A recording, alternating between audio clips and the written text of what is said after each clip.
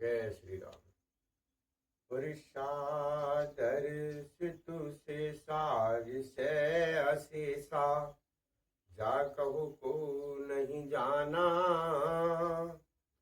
जहि दीन प्यारे वेद पुकारे, गर्भवसु श्री भगवाना।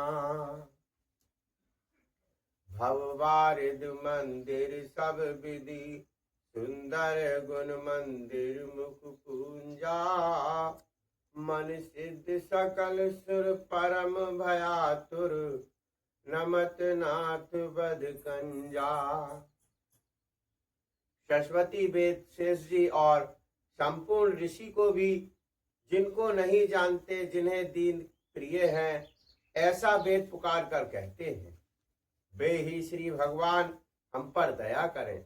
हे संसार रूपी समुद्र के मथने के लिए मतरांचल रूप सब प्रकार से सुंदर गुणों के धाम और सुखों की राशि, नाथ आपके चरण कमलों में मुनि सिद्ध और सारे देवता भय से अत्यंत व्याकुल होकर नमस्कार करते हैं। और जान सब सुर भूप सुने, बचन समेत सने, और गगन गिरा गंभीर भई, हरन शोक संदेह। देवता और पृथ्वी को भयभीत जानकर और उनके स्नेह युक्त वचन सुनकर शोक और संदेह को हरने वाली गंभीर आकाशवाणी हुई। और जन डर पहु मुनि सिद्ध सुरेशा, तुम्हें लाग धरऊ नरवेशा, हस न सहत मनुज अवतारा, लहऊ दीन कर बस उदारा। हे मुनि सिद्ध और देवताओं के स्वामियों, डरो मत, तुम्हारे लिए मैं मनुष्य का रूप धारण करूंगा और उदार पवित्र सूर्य वंश में अंशों सहित मनुष्य का अवतार लूंगा। और कश्यप अतिथि महातप कीना, तिन कहु मैं पूरब बर दीना, ते दशरथ कौशल्या रूपा, कौशलपुरी प्रकट नर भूपा। कश्यप और अदिति ने बड़ा भारी तप किया था, मैं पहले ही उनको वर दे चुका हूँ। वे ही दशरथ और कौशल्या के रूप में मनुष्य के राजा होकर श्री अयोध्यापुरी में प्रकट हुए हैं। और तिनके ग्रह अब तरहूं जाई, रघुकुल तिलक सु चारों भाई, नारद बचन सत्य सब करे हूँ, परम शक्ति समेत अब तरे हूँ। उन्हीं के घर जाकर मैं रघुकुल में श्रेष्ठ 4 भाइयों के रूप में अवतार लूंगा। नारद के सब वचन मैं सत्य करूंगा और आपकी अपनी पराशक्ति के सहित अवतार लूंगा। और हरिहयों सकल भूम गरवाई, निर्भय हो देव समुदायी, गगन ब्राह्मणी सुन काना, तुरत फिर सुर हृदय जुड़ाना। मैं पृथ्वी का सब भार हर लूंगा। हे देवदत्त व्रत, तुम निर्भय हो जाओ। आकाश में भगवान की वाणी को कान से सुनकर देवता तुरंत लौट गए, उनका हृदय शीतल हो गया। और तब ब्रह्मा धरनी है समझावा, अब है भाई भरोस जिए आवा। तब ब्रह्मा जी ने पृथ्वी को समझाया, वह भी निर्भय हुई और उसके जी में भरोसा ठान आ गया। और निज लोक बिरंच गे देवन हट सिखाए। बानर तन धर धर मही हरिपद से महु जाय। देवताओं को ये सिखाकर कि बानरों का शरीर धर धर कर तुम लोग पृथ्वी पर जाकर भगवान के चरणों की सेवा करो। ब्रह्मा जी अपने लोक को चले गए और गए देव सब निज निज धामा। भूम सहित मन कहूँ विश्रामा। जो कछ आयस ब्राह्मदीना हरि से वेद विलंब न कीना। सब देवता अपने अपने लोक को गए। पृथ्वी सहित सबके मन को शांति मिली। ब्रह्मा जी ने जो कुछ आज्ञा दी उससे देवता बहुत प्रसन्न हुए और उन्हें वैसा करने में देर नहीं लगी। वनचर देह धरि छित माही अतुलित बल प्रताप तिन पाही। गिरि तरु नख आयुध सब वीरा हरि मागन चित वह मत धीरा। पृथ्वी पर उन्होंने वानर देह धारण की। उनमें अपार बल और प्राप्त था। सभी सूरवीर थे।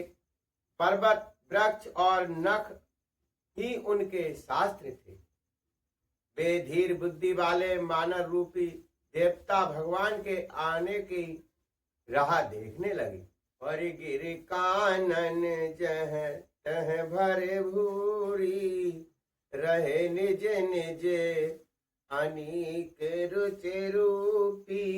ये सब रुचिर चरित में भाषा अब सो सुनहु जो बीच ही राखा। वे बानर पर्वतों और जंगलों में जहां तहां अपनी अपनी सुंदर सेना बनाकर भरपूर छा गए। ये सब सुंदर चरित्र मैंने कहा। अब वह चरित्र सुनो जिसे बीच ही में छोड़ दिया था। और अवधपुरी रघुकुल मन राऊ वेद वेदित तेहि दशरथ राऊ। धर्म धुरंधर गुण निधि ज्ञानी हृदय भगत मनि सारंग पानी। अवधपुरी में रघुकुल शिरोमणि दशरथ नाम के राजा हुए जिनका नाम वेदों में विख्यात है। वे धर्म धुरंधर गुणों के भंडार और ज्ञानी थे। उनके हृदय में साखंड धनुष धारण करने वाले भगवान की भक्ति थी और उनकी बुद्धि भी उन्हीं में लगी रहती थी। और कौशल्यादि नार प्रिय सब आचरण पुनीत। पति अनुकूल प्रेम दृढ़ हरि पद कमल विनीत। उनकी कौशल्या आदि प्रिय रानियां सभी पवित्र आचरण वाली थीं। वे बड़ी विनती और पवित्र पति के अनुकूल चलने वाली थीं और श्री हरि के चरण कमलों में उनका दृढ़ प्रेम था। और एक बार भूपत मन माही मैं गलान मोरे सुत नाही। गुर ग्रह गयो तुरत मही पाला चरण लाग कर बिनय विशाला। एक बार राजा के मन में बड़ी गिलानी हुई कि मेरे पुत्र नहीं है। राजा तुरंत गुरु के घर गए और चरणों में प्रणाम कर बहुत विनय की और निज दुख सुख सब गुरहि सुनायऊं। कहीं वशिष्ठ बहुविधि समुझायऊं। धरऊं धीरे हुए है सुत चारी। त्रिभुवन विधि भगत बहारी। संग्री सही वशिष्ठ बुलावा। पुत्र काम शुभ यज्ञ करावा। भगत सहित मुनि आयत दीने। प्रकट अगन चार कर लीने।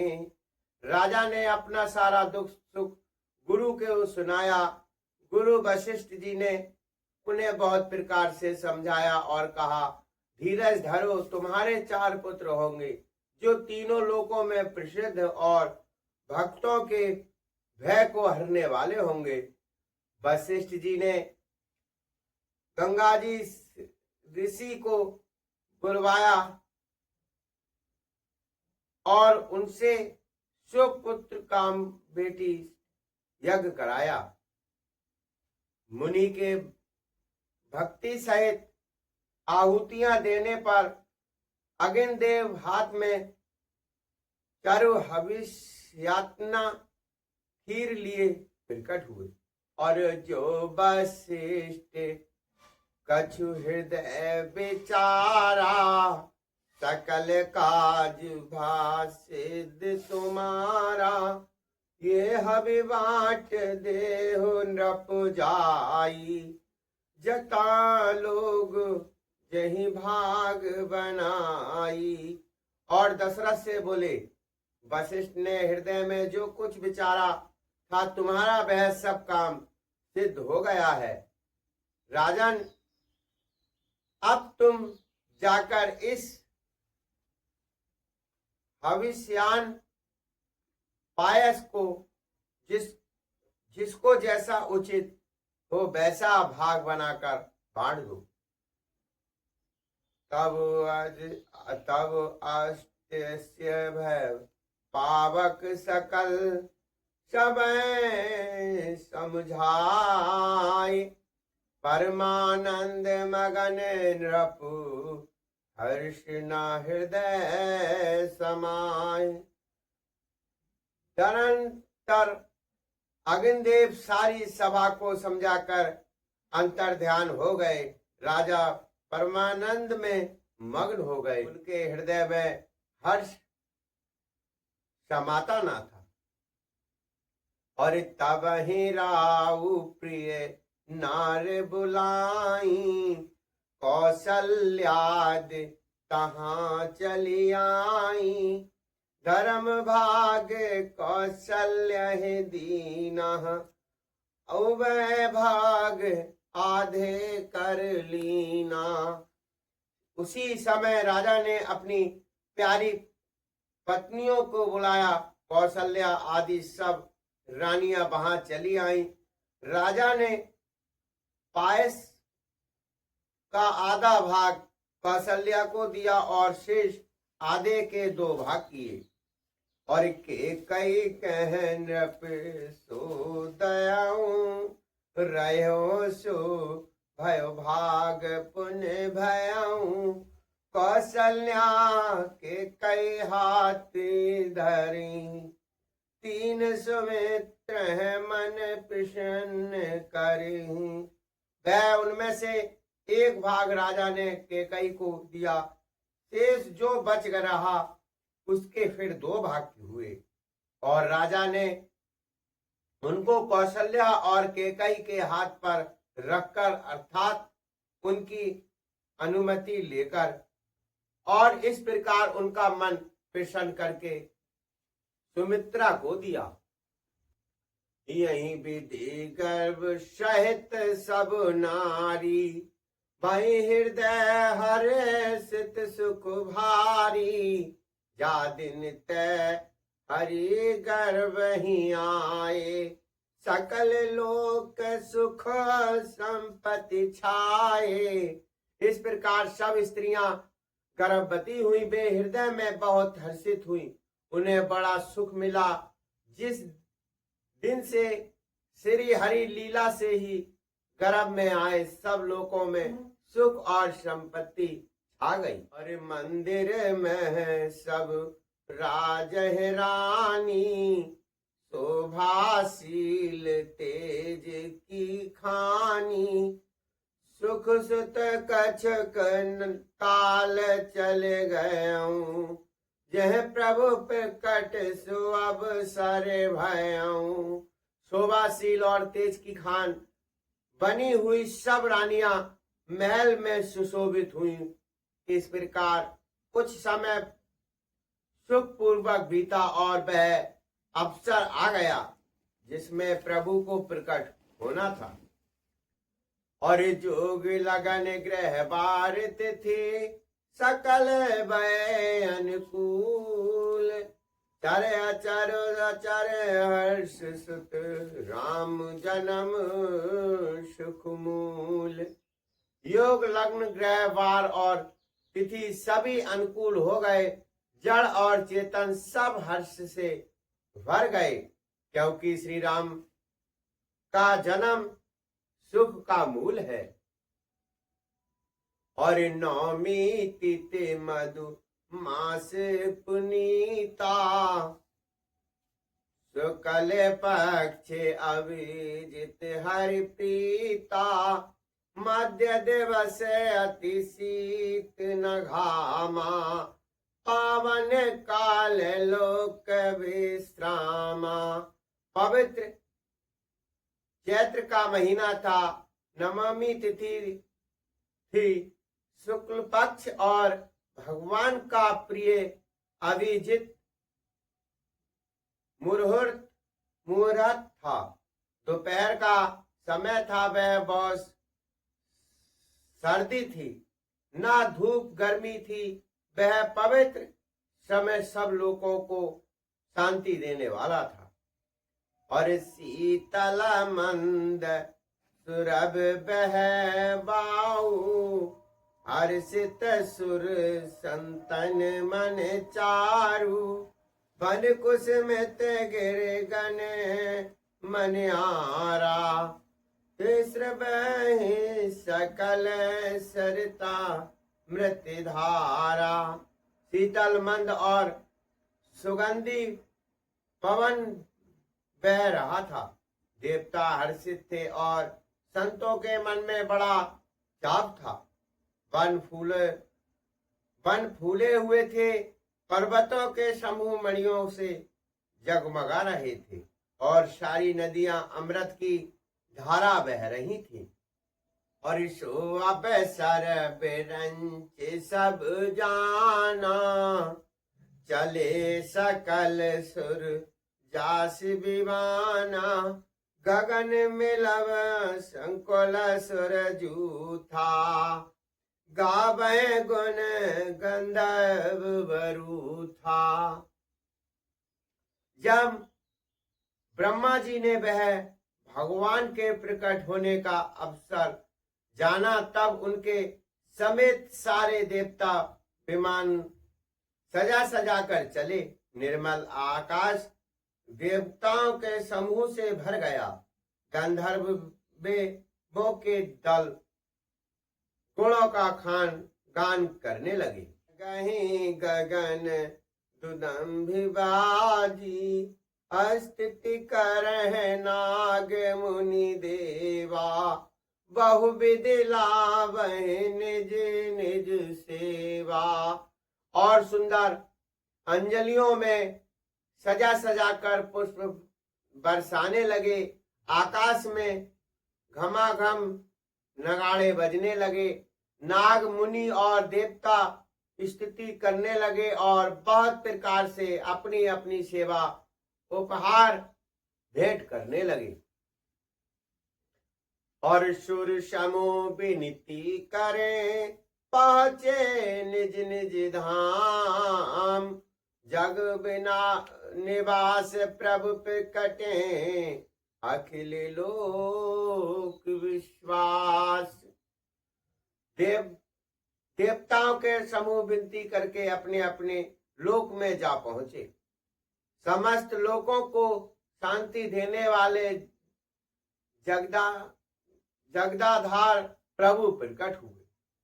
भय प्रकट कृपाला दीन दयाला कौशल्या हितकारी हर्षित महतारी मुन मनहारी अवधुत रूप विचारी लोचन अविरामा तनु घन श्यामा निज आयुष भुज चारी भूषण बनमाला नयन विशाला शोभा सिंध खरारी। तीनों पर दया करने वाले कौशल्या जी के हितकारी कृपालु प्रभु प्रकट हुए। मुनियों के मन को हरने वाले उनके अद्भुत रूप का विचार करके माता हर्ष से बह गई।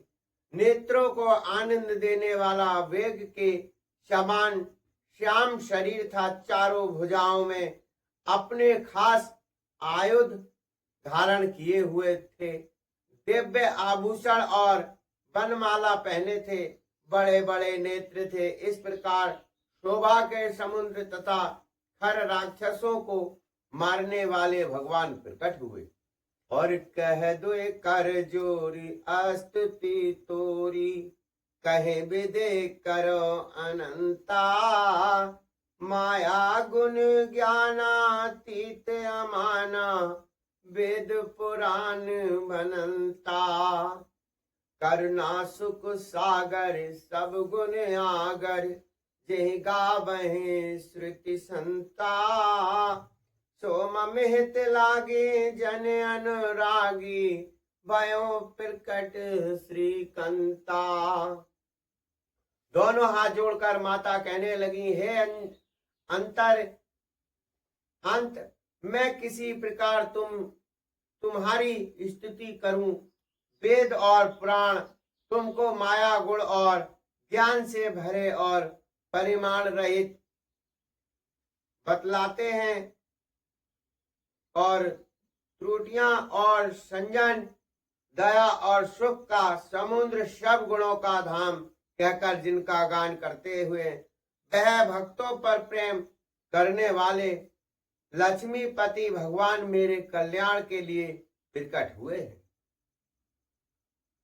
और ब्रह्मांड निकाया निर्मत माया रोम रोम प्रतिवेद कहे ममे और सोबासी उपहासी सुनत धीर मत धीर न रहे उपजा जब ज्ञाना प्रभु मुस्काना चरित बहुत विधि की न चहे कहीं कथा सुहाई मात बुझाई जही प्रकट सुत प्रेम लहे माता पुन बोली तो मत डोली सहज तात यह रूपा कीजे शिशु लीला अति प्रिय शीला ये सुख परम अनुपा सुन बचन सुजाना रोदन ठाना ओए बालक सुरभूपा ये चरित जो गावे हर पद पावे तेना पर भव कूपा।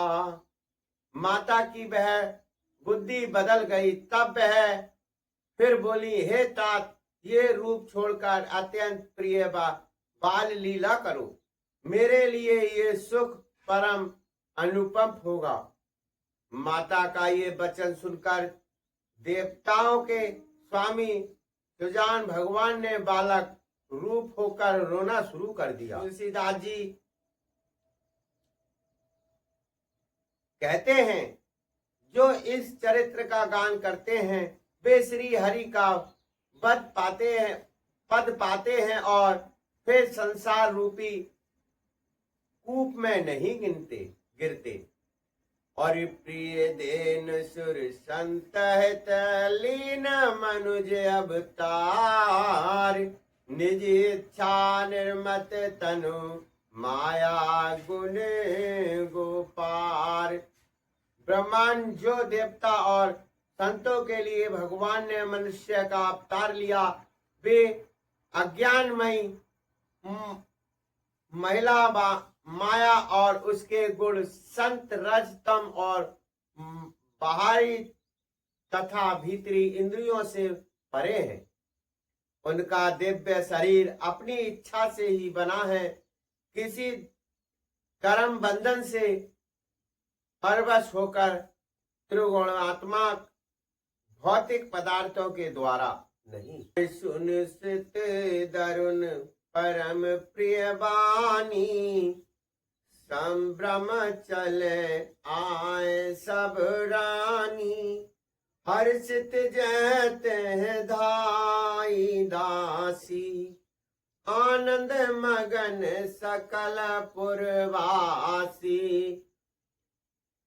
बच्चे के रोने की बहुत ही प्यारी ध्वनि सुनकर सब रानियां उतावली होकर दौड़ी चली आईं। दासियां हर्षित होकर जहां तहां दौड़ी, सारे पूर्ववासी आनंद में मग्न हो गए। और दशरथ पुत्र जन्म सुन काना, मानहु ब्रह्मानंद समाना। परम प्रेम मन पुलक शरीरा, चाहत उठन करत मत धीरा।